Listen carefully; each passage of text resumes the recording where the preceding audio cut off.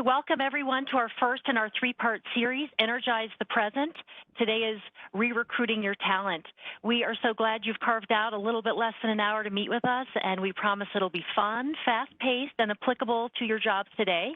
My name is Marisa Famaris, and I'm the Treasury Services Manager for BOK Financial Colorado, and I am the moderator for today. Before we begin, a few pre-flight items. This is being recorded in front of a live studio audience. All lines should be muted, and we'll be submitting questions through the Q&A or chat whenever you like. To earn your CPE credits, please reply to the survey that we'll send out following this session, and then you'll receive your credentials in about 2 weeks. If you're seeking your certified Treasury professional credentials, those will be attached to the survey. As I said, it's a recorded session, so we'll be sending that out as well and posting it on LinkedIn. And finally, mark your calendars for May 12th when we re-invite Paul Tucker back to the stage. He's our Chief Information Security Officer, and he's going to be talking about all things cybersecurity, ransomware, how to avoid it, and what to do when it happens. So as we began planning for this year's series, we realized and recognized that our world had changed, that we have lots of complex issues to solve, but sometimes the answers are more simple. So being forward-thinking, managers, employees are trying to figure out where we fit into our organizations and where those fit into our personal and professional goals. Today, our goal is to discuss practical ways to develop yourself and your employees into your organization's future leaders and thereby investing in your company's future. We may be biased, but we thought there was no one better to introduce this topic than our own EVP and Chief Human Resources Officer, Kelly Weil. She's dedicated her career to employee relations, human resources, and simply the growth and development of all of our people, and we're grateful for it. I hand it over to you, Kelly. All right, thanks, Marisa. I'm excited for us to be able to spend some time today talking about our most important asset and your most important asset within your organizations, and that, of course, is your people. The labor market is a unique one right now. It's like none that we've ever seen, and I like the reference that I heard recently. It's not a tough labor market, but rather it's a tight labor market. There are plenty of job opportunities for people. In fact, more opportunities than there are people to fill them. Add to that tight labor market the fact that the workforce and employers have recently evolved to a place where work can be done from anywhere for many of our employees. So that brings us to an interesting intersect where employees have more choice in job selection now than ever before, and they also have the ability to do that work from almost anywhere. If you think about it, the Midwest is especially attractive recruiting territory for employers with companies that are based on one of the coasts, for example. Those employers are used to continuously increasing salaries, that rising salary to keep up with the inflated cost of living in markets like New York and California. So why would they not hire their next remote or hybrid worker in a state where the cost of living is significantly less? When employees based in the Midwest are also not required to relocate for a new job, there's much less disruption and noise to move between jobs and employers. So that's why we're here today. What do we do? We, like many of you, have asked ourselves this very question: what can we provide to our talent to encourage them to stay? So a quick stat for you: a 2018 workforce learning report from LinkedIn Learning indicated that 94% of employees said they would stay at a company longer if it invested in their career development. So we've considered it a priority over the last few years to invest heavily in career development for our employee base. Our goal is to help our employees be ready for that next opportunity, that next move, and we categorize many of our efforts into buckets: experiential learning, social learning, and formal learning. And in the presentation today, we'll walk you through examples for all of those learning types. We also focus heavily on what we call replacement and succession planning within our organization, and all of the development opportunities that I just mentioned help us in the identification and readiness of our successor pool, which is truly the talent of tomorrow and the future sustainability of our organization. So with all of that, I'm pleased to introduce you today to Tiffany Long.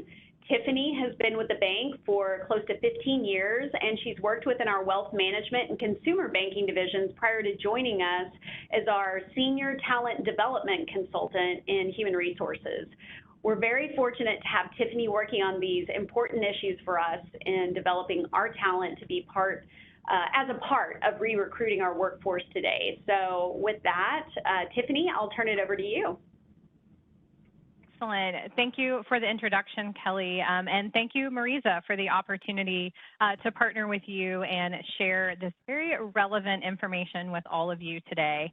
I hope that you are prepared to participate because you're going to have several options to invite your voice into the conversation, especially through the chat and the Q&A. As Kelly was mentioning, the marketplace for talent has shifted. And we need to think about our employees like customers and put some thoughtful attention into retaining them. You know, in this frantic need to hire more people, the group we often forget about is the folks who stay, right? The people who are showing up day in and day out, shouldering that work that needs to get done. So we're going to think about what these people, you know, the ones who are here, the ones who are working for you, you know, what is it that they need now? The short answer is that they need to be seen for who they are and what they are contributing. You know, we've all heard about the Great Resignation. I think Kelly just spoke to that briefly. This data does tell us that it's real and that it's happening. And one common reason that top talent may leave is lack of career development opportunities. Right? Many employees want the ability to influence change within their companies and to see that clear future. When employees no longer see a clear career path within their current employer, then they may start looking at opportunities to go elsewhere to an organization that can offer them one.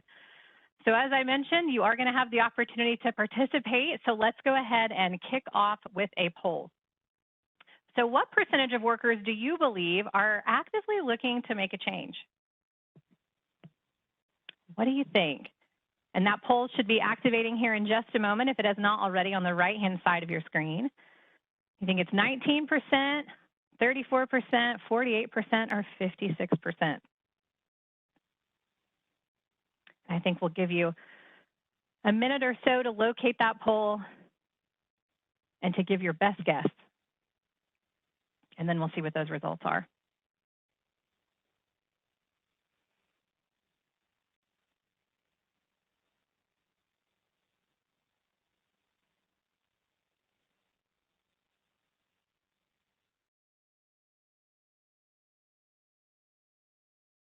Probably give it about 30 more seconds. I want to make sure everyone has the opportunity to locate the poll and to select their answer. I'm a little frightened about the answer. What makes you frightened? There's some big percentages. There are. All right, let's go ahead and close out the poll and let's take a look at the results. Let's see what everyone selected. All right, so it looks like it was an even split between B and C, so between 34 and 48%. So those of you that selected C, 48%, you were correct. And I realize that might be a number that's a bit scary, but when Gallup did research, they discovered that workers in all job categories, from customer service roles to even highly professional positions, are actively or passively job hunting at roughly the same time. All right, so what does this mean for you? What does this mean for your organization? Right, well, you're likely juggling two pressing needs, right? Hiring to backfill people who have left and hiring new people to support the growth of your business. You know, what can you do to help stabilize that? Well, you can increase your retention, right? And we suggest re-recruiting your talent as a way to do just that. So today I'm going to share with you some practical ways to develop your talent and also pave the way for succession.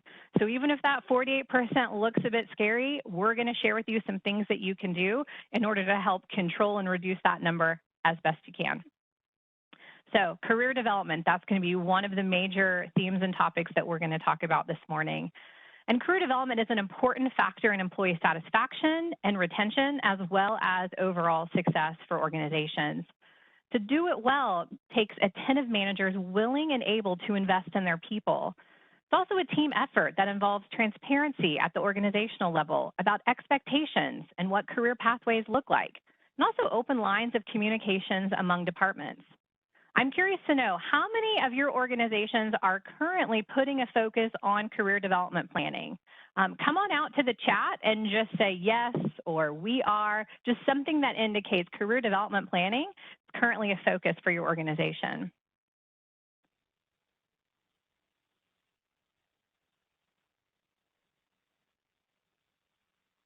And if you are in the chat, make sure that you have selected to respond to all attendees so that way everyone can see the responses. If you're chatting with just the host, and only the host can see those things.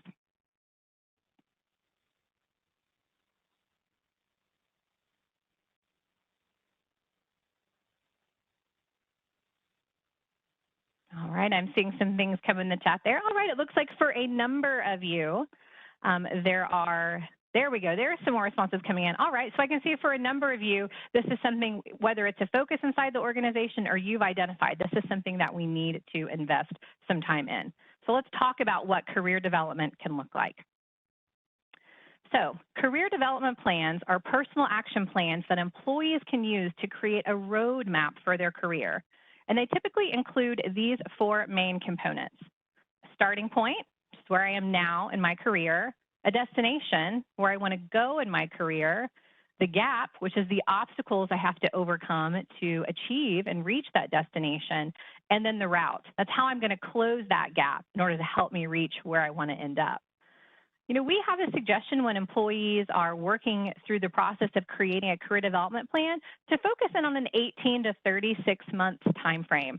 Now, I realize there are many people that may have that 5, 10, 20-year vision set. That's absolutely fine. And they can utilize that to help them think about what it is that they need to do in a shorter time frame. Because when we start thinking about taking steps to meet that destination or that goal, we want to work within a shorter time frame to give them things that they can start working on now and in the immediate future. We recommend that employees focus on what's next for them. Now, oftentimes when we hear the words, what's next, we think that that must mean a new role or a different position, but that's not always the case. Right? It could mean taking on greater responsibility in a current role. Maybe it's going deeper into an existing line of business. Maybe it's taking responsibility for multiple geographies. Right? Maybe it's taking the lead on a big project or having the opportunity to take on management or leadership responsibilities. Now, it could also mean, right, maybe the next level up from a current position. Maybe I'm at a level 2 and I want to move to a level 3. Or maybe it does look like I'm taking a different job in a different department or line of business. I think the point is here is that what's next has many different options and opportunities, and it's going to be an individual decision that each person is going to have to make for themselves. Now, I can see out here in the Q&A, says our organization has a very flat management structure. Employees don't really have a clear path for advancement. What's the best way to keep employees when there isn't necessarily an advancement? So hopefully some of what I just shared right there as it relates to a career development plan doesn't just have to mean I'm moving to another job. It's what can I be doing within the job I have today to still grow and develop and build my skills. So some of those things that I mentioned, right? Taking on leadership responsibilities, taking the lead on a project, maybe it's multiple geographies. I encourage you to explore some of those options as you think about what may be right as a development opportunity for those particular individuals in your organization. Great question. So we acknowledge career development planning and implementation is something that should be owned by the employee. But we also realize that management and leadership support is critical, right, to the execution and the success of it. So we're going to review some things that leaders can do to help assist their employees throughout this process. You know, when employees are trying to figure out their starting point and destination, it can be easy to get overwhelmed and stuck, right? So identifying that starting point, right, that's the first step in the career development plan, and it allows them to reflect on their current skill sets and strengths. At this beginning stage, we recommend asking some questions like you see here on the screen. So these are either questions that you can provide to your employees and they could step through the process on their own, or this can be utilized in a coaching conversation to really help them uncover where they are at as it relates to their starting point. From there, your employees are going to need to identify where it is that they want to go next in their career. This is that what's next for me. So again, I've got some questions here that they can utilize to help them identify where is it that they want to go, because maybe that's the part they don't have figured out. So a critical part of these ongoing career development conversations is understanding what your employees are trying to get out of the development process. So this is not the time for you to be making assumptions or trying to fit people into a one-size-fits-all box. This is really an individual decision, and so it's something that they'll need to uncover on their own, but of course, partnership with managers and leaders to help them figure that out. You know, here's an example. Let's say an employee is trying to get to that next rung on the ladder, right? Or there are certain skills that they're looking to acquire so they can continue to be a specialist in a particular segment, right? Those are two really different things. So is somebody looking to move to the next thing, or are they looking to just really be great and the expert at what they're doing today? So we've got to uncover that to understand how to best support them along that development journey. You know, and recognizing what they hope to get out of the role is the best way that we can support them and provide them with stretch assignments to help them get to that destination. So you can help as leaders brainstorm with your employees to help them uncover that ultimate career goal so that they can incorporate it into their plan. So after identifying that starting point and that destination, again, utilizing the questions you see on the screen to help, they should hopefully have a better understanding of their current skill set and then their career options to consider. And at that point, now they can do what we call the gap analysis, right? So this gap analysis is going to allow you as leaders to help your employees uncover those development opportunities as it relates to those motivations and ambitions, right? So I know where I am as an employee. I have an idea of where I want to end up. So the gap analysis is what's all this stuff that has to happen in the middle in order to help me get to that end game. So again, keeping that destination in mind, employees can identify the knowledge and skills that they're required to achieve in order to reach that destination. They may need to consult with leaders, mentors, and colleagues to understand what's needed to reach that goal. But once they understand what's needed, then they can assess their current skill set to determine maybe what transferable knowledge and skills they have that's going to help them as they're starting to develop these new skill sets to reach their destination. You know, and at that point, they can then identify all of the areas where they may have a gap so they know where to plug in and look for opportunities. From there, they can determine the route to reach their destination. That brings us to our next. Oh, yeah. Go ahead. Sorry to interrupt, but someone from the Q&A entered a really interesting topic that I liked and one that I've been using myself. It says leading in a nonprofit can also be a path. Encouraging leadership in holiday events, food drive, et cetera, can help with leadership development. So if you can't always get it in your career, I think that is an interesting idea to get it outside of your career, but something where you also have a passion. So I wanted to make sure that was shared with everyone. No, I appreciate you sharing that, Marisa, and I think that just really drives point the home is that we have to, you know, get creative at times and think outside the box and not just force ourselves into developing ourselves by moving forward towards another role or the next thing on the ladder. All right, any other questions that have come in, Marisa? Now may be a good point to tackle those. Anything else that you've seen? Yeah, so one comment came through the chat, and I think it makes sense. It was, I'll just read it. It'll be easier than editing. We are a mix of warehouse manufacturing staff, some sales and admin, so career development may or may not be relevant for all staff, but finding a way to engage by offering leadership opportunities for very specific areas. So she's, I think, validating what you're saying, but also kind of introducing that to the broader world. So I liked it. Fantastic. Thank you. And I think we're going to speak to just that a little bit later as far as, you know, some people, right, when it comes to career development where they have a pretty clear path of where they want to go, some people may be incredibly happy doing what they're doing today, and that's okay. So we'll talk a little bit more about that later. But for now, let's take our next poll. So there are several ways to learn new things. Experts tell us there is actually a right amount of each. So of these three sources of learning, which you may have heard before, which do you think is the most optimal? Is it social learning, is it formal learning, or is it experiential learning? So that poll should be popping up if it is not already on the right-hand side of your screen there. Go ahead and give us your best guess. Wait about 45 seconds for that. Then we'll share those results out and talk a little bit more about these sources of learning. It may just be me, but I can't enter the poll. Oh, looks like we may be having an issue with the poll. That's okay. We are nothing if not agile, right? So how about this? Yeah. Come out to the chat or come out to the Q&A and just type out your answer. Or type A, B, or C. A goes with social, B goes with formal, C goes with experiential. And I wanted to let everyone know the attendees can't see everyone else's answers. They're hidden from you, but all the panelists can see it. They're not, I don't know why they're hidden. I just wanted to make sure people knew that. Thank you for that, Marisa. All right, I'm seeing, let's see, some different answers here. I'm seeing some experiential, I'm seeing some social. Looks like those are the most common answers I am seeing here in the chat. So let's go ahead and see what you think the right answer is here, or what the right answer is, I should say. It is, in fact, that experiential learning. That is the one that is most optimal. So let's talk a little bit more about this. So as your internal talent is considering their route options, right? So this is essentially the path they have to take from starting point to get to that destination. You can encourage them to keep the 70-20-10 learning model in mind.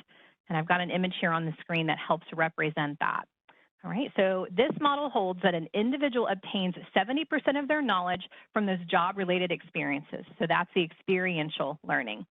20% of their learning comes from interactions with others, and then 10% from formal educational events, hence the 70-20-10 learning model. So as your employees are planning out their goals and action items, they can reference this model in order to help them generate ideas. That way they're not just thinking about one particular area and maybe just focusing in on taking classes or just focusing in on job shadowing someone. They can look at each one of these buckets and consider what are some things that I need to do in each one of these categories in order to help me reach that destination. So for example, if one of the skills that they want to learn maybe is how to use a particular piece of software, right? Their plan could include signing up for a course to learn more about it. That's going to be formal learning. It could be then practicing with a colleague. That's going to be that social learning. And then working with the software as part of their role. That's going to be the experiential piece. So that's just a simple example of what this can look like in an actual action step plan. So I've also included some more broad examples here on the screen of what this could look like in each one of those categories. So again, just wanting to provide you with some examples to help you generate some thoughts around what this could look like inside your own organization. So as an employee is building out their specific plan to reach their destination, they're also going to need to consider the time frame and the deadlines for each goal and action item. So once they're ready to commit to that route, the steps that they're going to take to reach their destination, encourage them to use the SMART framework, which hopefully you've heard of before.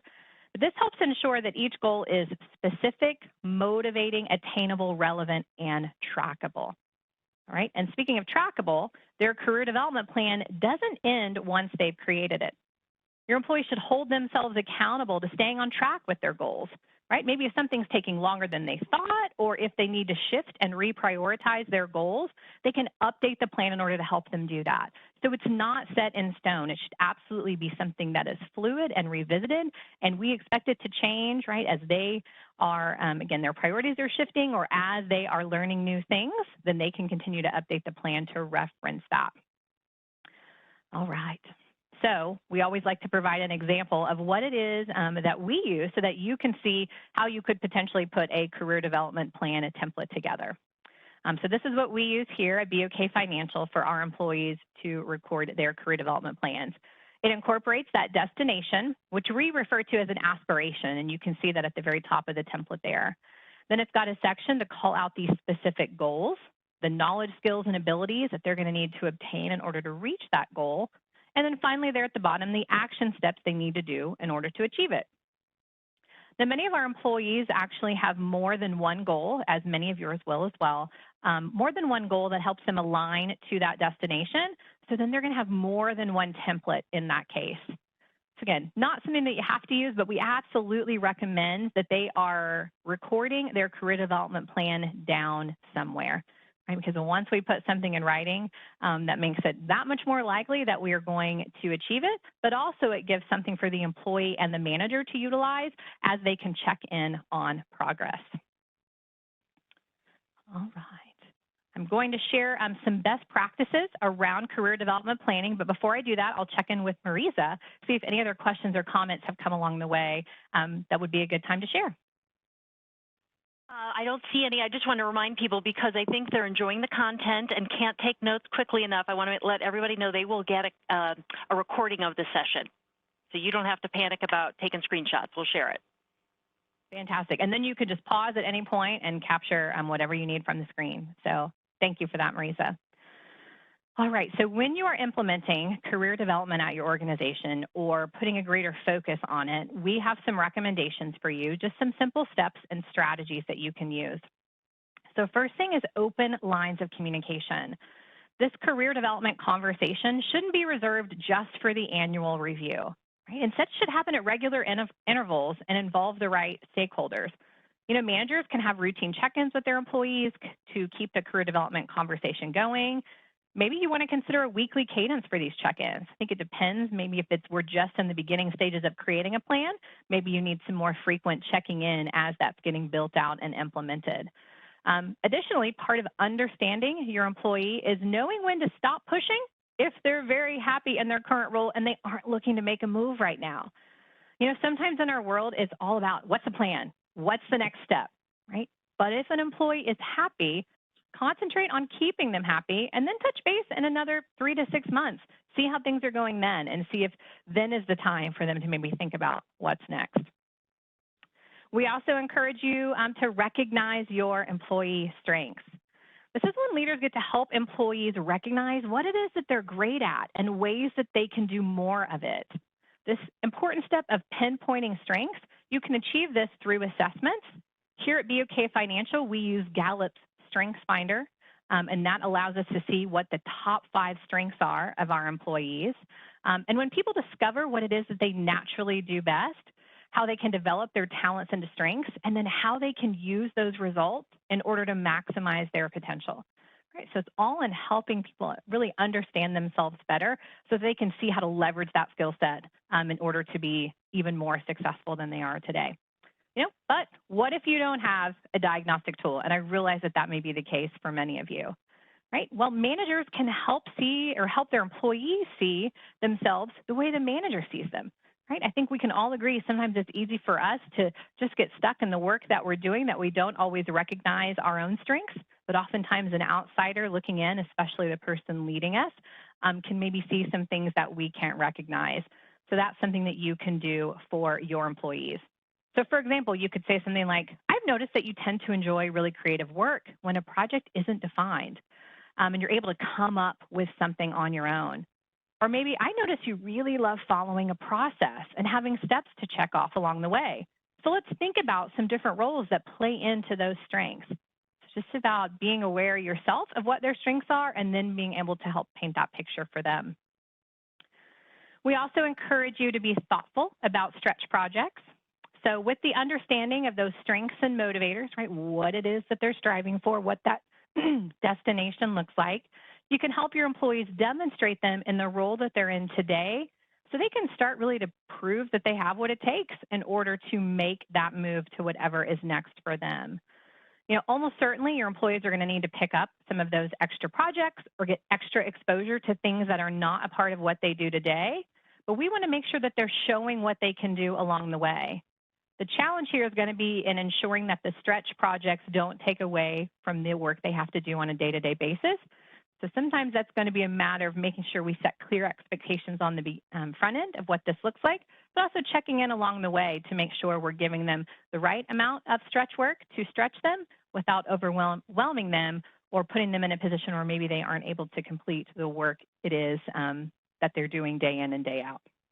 They may need your help when it comes to prioritizing that. And then finally, we recommend establishing transparent paths to success. So you've got to be open and honest about the skills your employees need in order to progress. Aim to make it really clear what someone needs to be proficient at in order to move to another level or move to another role. With that in mind, then employees can start developing those skills and demonstrating them. Right? Some organizations even make it a point to communicate to employees that they need to be operating at that next level for a certain period of time before they would be promoted. With that kind of clarity, it's easy for employees to know what is expected and then to start demonstrating that.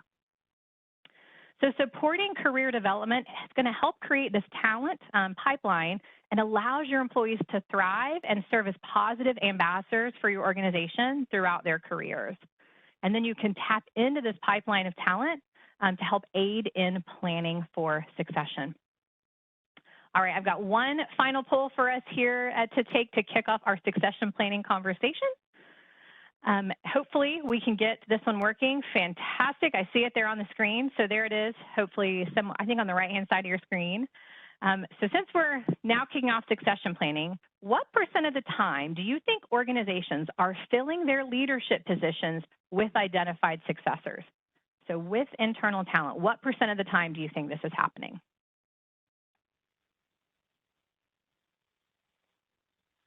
And I'll give you all about 30 more seconds. While we're waiting for those responses, I'm going to come over to Marisa, see if there's any questions that we can take at this time. Yeah, perfect timing. I'll be the filler. Do you feel like a formalized mentorship program can still be effective, or should employees seek out other unofficial mentors to guide their careers and offer advice? And I guess I've heard the other word. It's not just a mentor; it could be an advocate.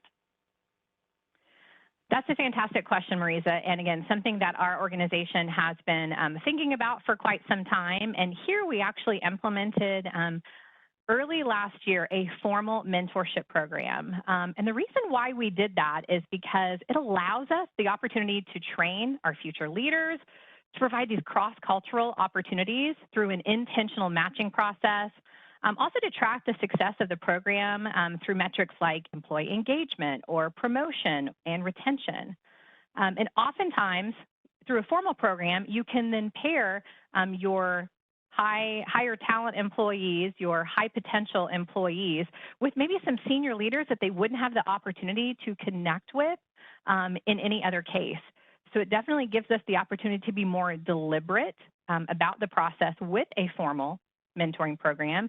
Here we also look for a commitment of about 1 year, and we ask for the commitment from both the mentor and the mentee. So that's the period of time where they would meet and work on some specific goals that that mentee has in mind. Now, informal mentoring absolutely has a place. It's typically a little bit more shorter on the time frame, and it's filling more of an immediate need that someone has. So thank you for the question. All right, let's take a look at the poll responses. Let's see what we got. What percentage did you all think of organizations that were filling roles with internal talent? All right, looks like our most common answer here was B, 30%. You guys are on fire today. That, in fact, is the right percent.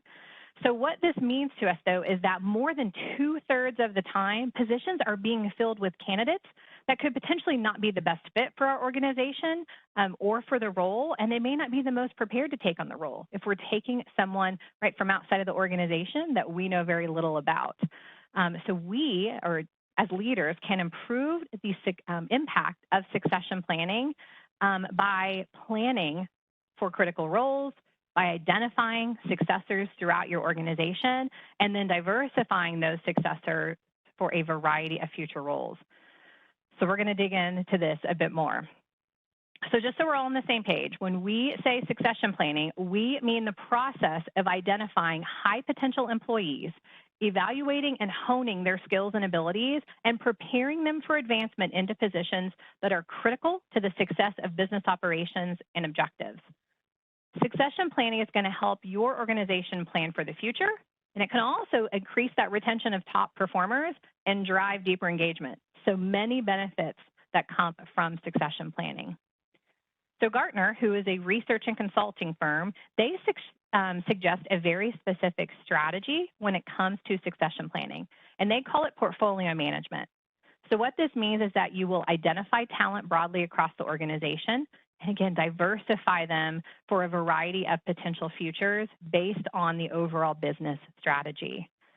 There are 5 steps that Gartner outlines to help organizations improve the impact of succession planning by moving to this particular portfolio management approach. And those 5 things are listed there on the right-hand side of the screen, but we're going to dig into each one of these a little bit more. So when you are prioritizing those critical roles to plan for, this is the first step that you want to do. You're considering 2 things. the criticality of each role to both the current and future business strategy, as well as how difficult it would be to replace the role if it became vacant. So the list that you're going to come up with will typically include a mix of leadership and senior individual contributor roles that are critical to your organization's strategy. So the image that you see here on the screen is an example of the framework that you can use to identify those roles that are most important to plan for in partnership with business leaders. So I've also given you some sample criteria that you can see there on the screen that can help you as you are thinking about what is the importance to strategy and what do I need to consider in the difficulty to replace. But I'm curious, is there anything that you would add to their list, right? What criteria is important at your organization as you think about these critical roles? And go ahead and share that with me in the chat. What is critical at your organization as you are thinking about these critical roles?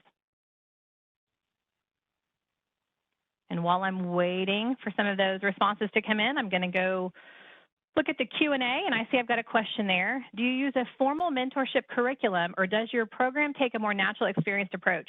Fantastic question. So here we do have a formal curriculum that we provide. It's something that we have built internally. And so we have routine meetings that we have with our mentors and mentees where we are sharing information with them, especially with the mentors, right, on how they can continue to develop and enhance that particular skill set. But also, it's really just a great forum to pull those people together to be able to share with each other. Here's what's going well. Here's some best practices I can share as a mentor. Or here's what I'm struggling with as a mentor. What do you all suggest?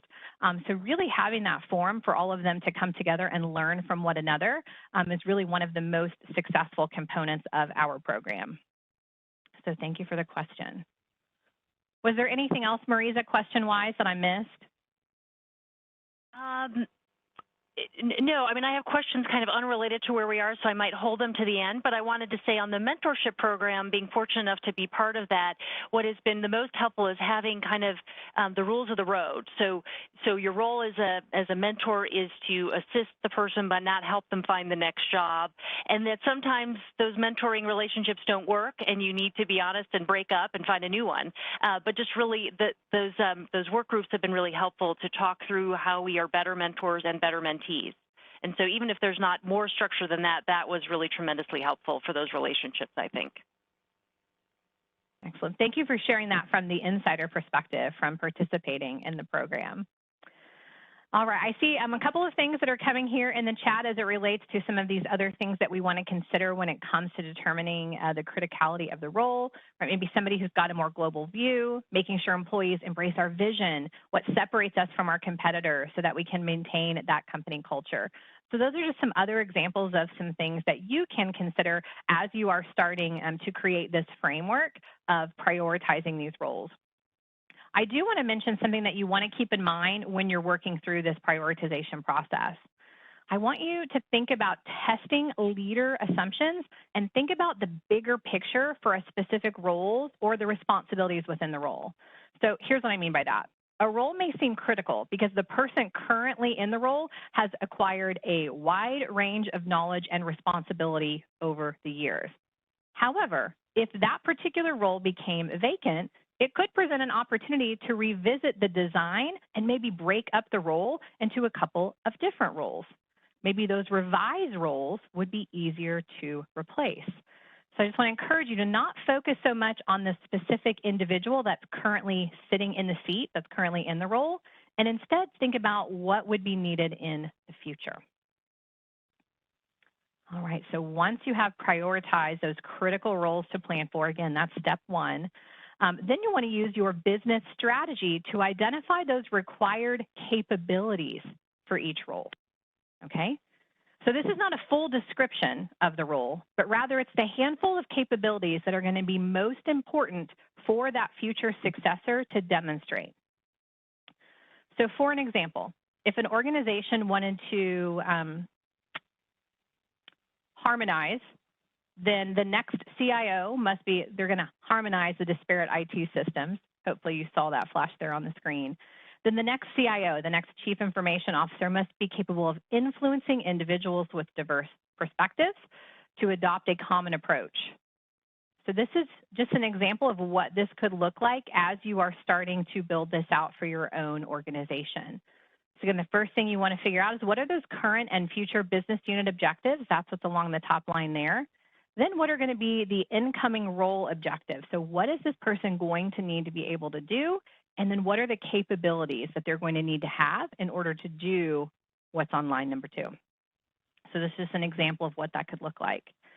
You know, when you're having these discussions to evaluate future business needs, you might want to consider some questions like, how might this role have to adapt to meet business strategy requirements in the next 2 to 3 years?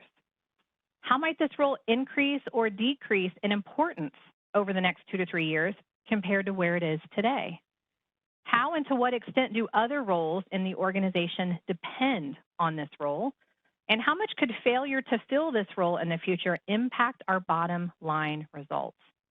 All right, so those are just some things that you can kind of stick there in the back of your mind as you're planning this out, as you're considering that future state of this role and not necessarily, again, focused in on what is it today, but what is it that we're going to need in this role, in this space in the future. So if names on this succession list of your organization change often, this is a step that you may want to evaluate with even greater scrutiny. When you find that leaders are potentially changing that identified successor or selecting someone else once the position actually becomes vacant, it's typically because they didn't understand what would be required for the role in the future. So you really want to invest time here thinking about that future state of the role. All right, I'm going to move on to our next one, but before I get into that, let me circle back with Marisa, because I think maybe I see some chatter going on, see if there's any questions we need to tackle. Sure. Yes, I've got one. I'm ready. I feel like a broadcaster. I got to look down. Kind of on that, is it still a general principle that the cost of retaining is much less than the cost to recruit, hire, and train? I know that's not relevant exactly to succession, but just retaining and growing growing employees. Mm-hmm. Is it cheaper to keep them than find new?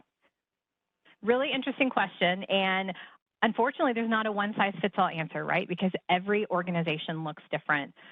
So what I would suggest in order for you to come up for this answer for your organization is really to dig into the metrics and understand what are all of the components and pieces that are a part of someone exiting the organization. So think about costs in, you know, if we are doing exit interviews or rebuilding a job description or all of the work that recruiters have to do in order to hire for the position, any work that may fall back on the staff that they need to do because of the vacant position, potential overtime costs. So it's considering both the hard and the soft dollar costs that it takes when someone does leave the organization in order to fill that space until you've got someone not only hired, but ready to perform the job at the same place where the vacant person had left it. So there, if you search online, there's a couple of different tools that you can find that will give you the things you need to think about, and you can key in some of the actual dollar amounts at your organization, what it equates to at your organization, in order to really get closer to some numbers to understand what it looks like for you. So thank you for the question. Anything else that's come out, Marisa? Well, one more, it's maybe the precursor to that. Like, how do you, what red flags do you look for to identify if someone is suddenly at risk for leaving the organization? So another good question. I would encourage you to definitely consider some of the things we've been talking about so far today as a way to be more proactive in that approach, right? Because it's rather difficult once someone is making that decision to move somewhere else to really, you know, pull them back in and do all of these things at that point. So I encourage you to be proactive in employing or deploying some of these things like career development and what we can do for people that have been identified as successors.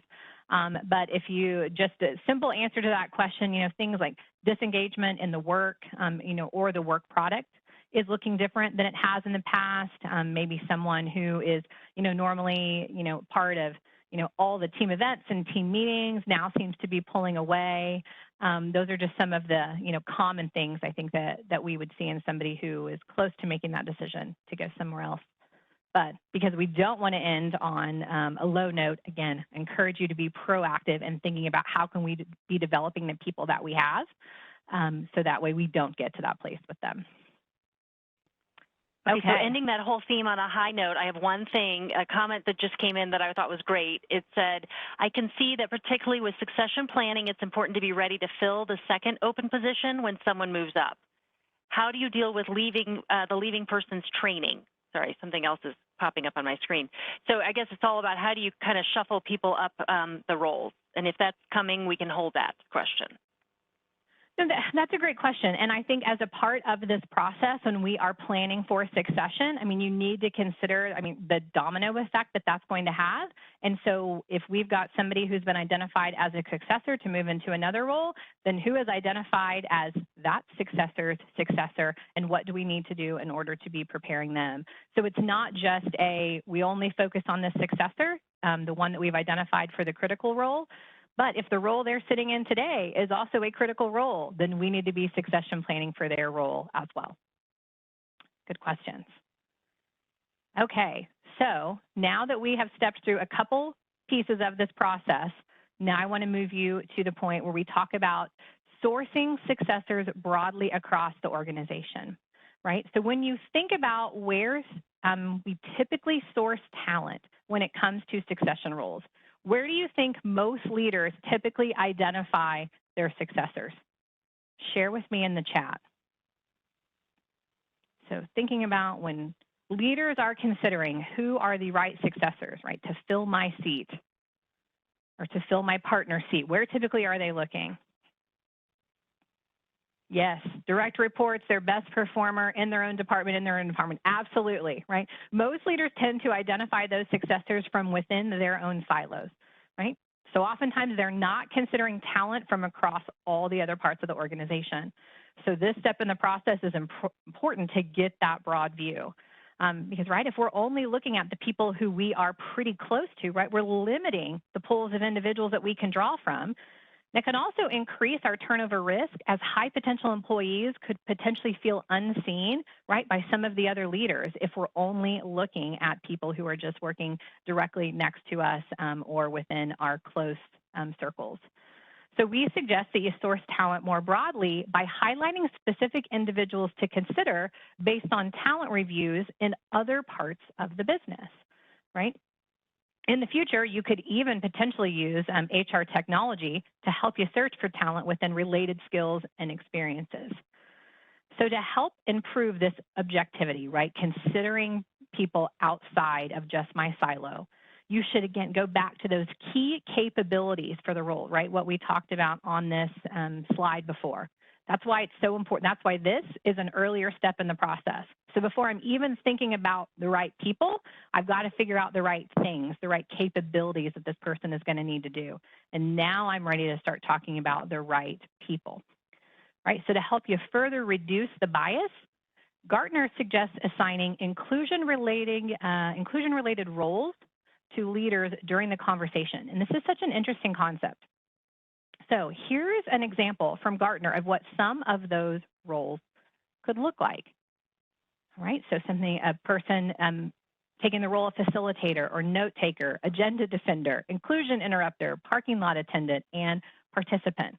Right, so having each leader around the table potentially take on one of these roles in order to help ensure that we are thinking broadly when it comes to successors for roles.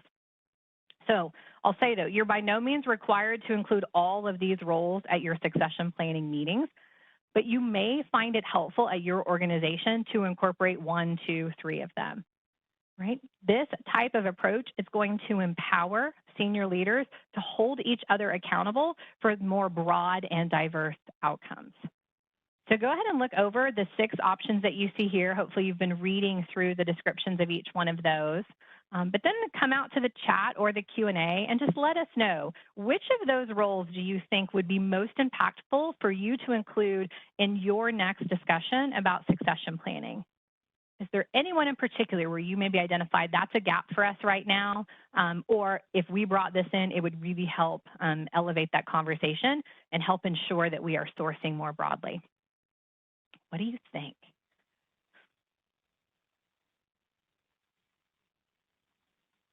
All right, I can see we've got a vote for agenda defender. Excellent. A participant. Inclusion. Look at that. There's a little something for everyone in here. And someone said note taker. Okay, fantastic. So again, to the extent that it makes sense, include all of these or some of them at your next discussions to make sure that you've got people whose mind is focused in on a specific area, again, all in effort to help you source talent more broadly inside your organization. All right, so once you've got that list of diverse candidates, what's next? Well, you're going to want to make sure that those candidates have what they need, right, to be successful once they take over that critical role in the future. You know, many successors don't get the experiences they need to improve their readiness following succession planning, right? So we make the decision, we pick the person, and maybe we aren't doing what we need to do in order to get them ready for when that role becomes vacant. So to help address the problem, we suggest pulling in that development planning that we talked about earlier into the process by requiring leaders to propose some next steps when nominating successors. So when I'm picking someone, I'm identifying what are some of those development gaps and what do they need to do next in order to get them prepared to take over the role. So while at the meeting, the succession planning meeting, everyone then can agree, get on the same page about the most important next step for each successor, right? So we aren't looking for a detailed development plan at this point. Instead, you just want to focus in on the next big experience each successor needs and how it will happen in practice. So what do they need and how are we going to make that happen for them? So this particular approach helps reduce the amount of work needed outside the meeting, and it makes it easier for following up on the development needed for each successor. So to help the process move more smoothly, Gartner suggests providing a general leadership framework to help your leaders articulate what experience their successors need. So here's an example of the framework that I just popped on the screen for you.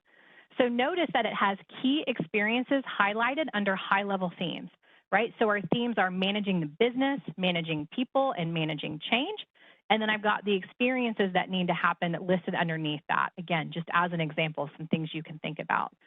So this approach not only helps ensure that the successors get a breadth of experiences, but it also encourages that experimental learning, which remember 70% of our learning should come from there, because it's going to provide leaders with a clear view into the experiences successors need to be competitive and ready for those more senior roles. All right. Unfortunately, succession planning does end at this development planning phase at a lot of organizations. Right? With limited accountability, many leaders fail to follow through on those development experiences for successors, and they don't recognize when shifts in business strategy are affecting that broader succession plan. So I want to encourage you to try to avoid a check-the-box mentality where you update plans and mark progress, even if meaningful development isn't occurring. Instead, we suggest ongoing meetings with leaders throughout the year to assess whether changes in the strategy affect succession and also to ensure that each successor is getting the development that they need, right? So as you think about meeting routinely throughout the year, what are some of these meeting opportunities for succession follow-up that you can think of? And share with me in the chat or the Q&A. So what are some of those routine meetings or those things that are happening throughout the year where you think we could and should invite succession planning and updating succession planning into the conversation? All right, I can see one-on-ones and reviews. What else do you all think?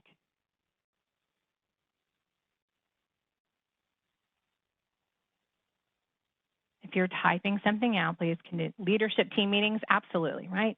So strategic planning and strategy meetings, those interim and annual performance reviews, budget setting, objective setting. So lots of opportunities here for us to make sure that we are continually keeping succession planning on the agenda. So we're talking about it, making sure that we're making changes where needed and that people are getting the right experiences that they need for their development. Again, because we want to equip you with tools that you can use after the session, here's even some questions that you can utilize during these follow-up sessions, right? So how should recent business changes affect our plans? How are successors tracking against those development plans that we set at the meeting? Who's not on track to complete their experience? And what are we going to do about that? and who's struggling or not getting the support they need. So again, this doesn't have to be a long, drawn-out conversation, just a couple of things to hit there to make sure you don't need to make any changes or flex and move some things around. So as succession expands, leaders often focus on executing the process, but can sometimes fail to achieve the end goal of getting the right people more prepared for the future roles. So again, I suggest prioritizing which roles to plan for, taking the time to understand what those future role requirements are, matching successors to that, again, thinking outside of maybe our box or our circle, and then focusing on that next big development experience needed in order to diversify each successor to get them ready. The result then is a more prepared group of successors and a leadership bench that is equipped to evolve as your business needs change. So thank you for joining me this morning as we reviewed ways that you can identify and nurture talent within your organizations and setting you and your organization on the road to success. Implementing career development and succession planning strategies is going to help your organization realize the Great Resignation as a great opportunity to invest in and re-recruit your talent. So I'm happy to take any last questions that have come in. I know we've just got a few moments left. So Marisa, I'll look to you and see if there's anything else we need to tackle. Well, I love you flipping that Great Resignation over because I love the more positive outlook on how to take care of people. One of the comments that came to the chat was questioning why organizations often get more excited and seem to invest more on external candidates than the talent sitting in the organization. Any thoughts on that? Oh, goodness. You know, I would really, that's a question that I would love to turn over and ask the audience. I'm so good at doing that because some of these questions I find that you all sitting in the seats are maybe some of the best ones to answer that question. What are the reasons that we get really excited about, right, people and talent that we don't know as well versus looking in-house? What do you think?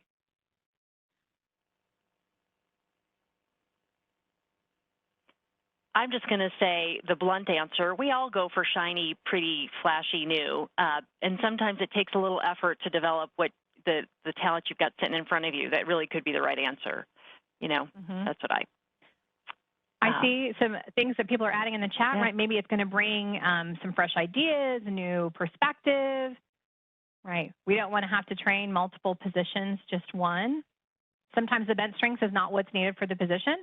Absolutely. And that is exactly why I think tactics like what we've talked about today are so important inside organizations because it is what will help you get that bench strength where it needs to be to help fill those roles.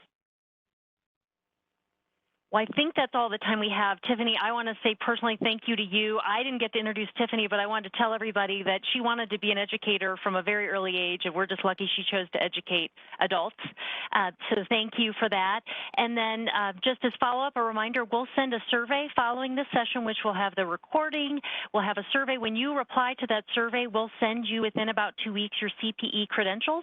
The survey will also include an attachment for the Certified Treasury Professional Certificate, and then we've got our May 12th event, so be looking for the invites coming out in the next few weeks. Thank you so much for joining us, and I hope everyone has a fantastic day. Thank you. Bye, everyone. Take care.